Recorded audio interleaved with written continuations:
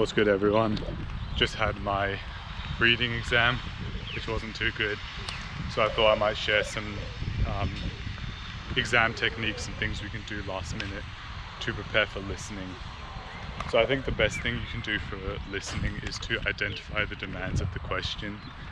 And what I mean by that is like whether the question wants a noun, like a time, a date, an amount of money, a place, a name. So, and I literally write that in pencil in the question box itself. So like noun, amount of yen, amount of money, date, that kind of thing. So then I just listen for that, because often in listening they speak quite fast. It's quite difficult to fully comprehend what's going on, and if you do that, you kind of it gets quite convoluted in your head and what's actually happening, and by then they've already moved on from what you needed to have heard. So I reckon if you just write down noun, and then okay, for this question I'm listening for a noun, and 9 times out of 10 a noun that you hear is going to be the answer. And sometimes listening is not, it's not quite straightforward. So they'll have 2 nouns and they'll say, I don't do this one, but sometimes I do this one, and trick you like that. But then again, 9 times out of 10, the correct answer is the one they say later. Okay, the contradiction always comes first, from my experience of past papers. So you go, okay, I'm listening for a noun, and I'm listening for the latest noun on this topic.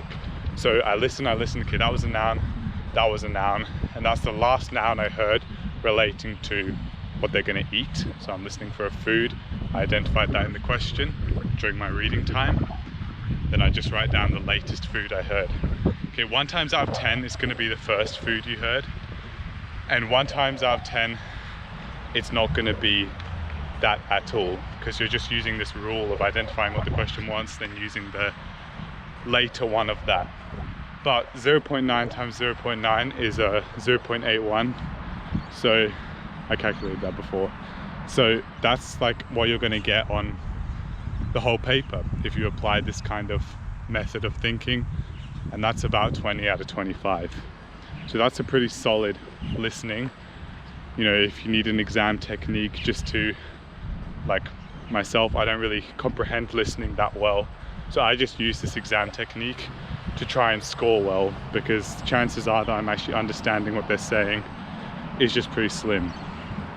All in all, for some last minute practice like this evening and that, I'm just gonna listen to YouTube videos. There's quite a few YouTube videos of people who like just talk about their day in Japan or walk around in their day in Japan. I'm gonna listen to a few of those, like just passively, because I think hearing the Japanese and the pace that native speakers speak at is some good passive practice. And then I'm also going to do a few listening past papers. I'm not going to take them too seriously, but just going to do a few, listen to a few, maybe do a few of the later parts, like problem C and stuff like that, to get some good practice in. All in all, good luck, everyone. I think applying that method of identify whether it's a noun, place, name, type of food, whatever you're looking for, then just listen for that word. Sometimes you don't even know what the word means, but you can just kind of hear that's where a noun would be in a sentence. So I just write down literally the syllables that I heard and hope for the best, and it actually has worked a lot of the time. So aiming for 20 out of 25 with that technique, because statistics are on your side with just listening for what the question identifies and not really comprehending the text at all, if you're like me and you can't really do that well. Good luck, everyone.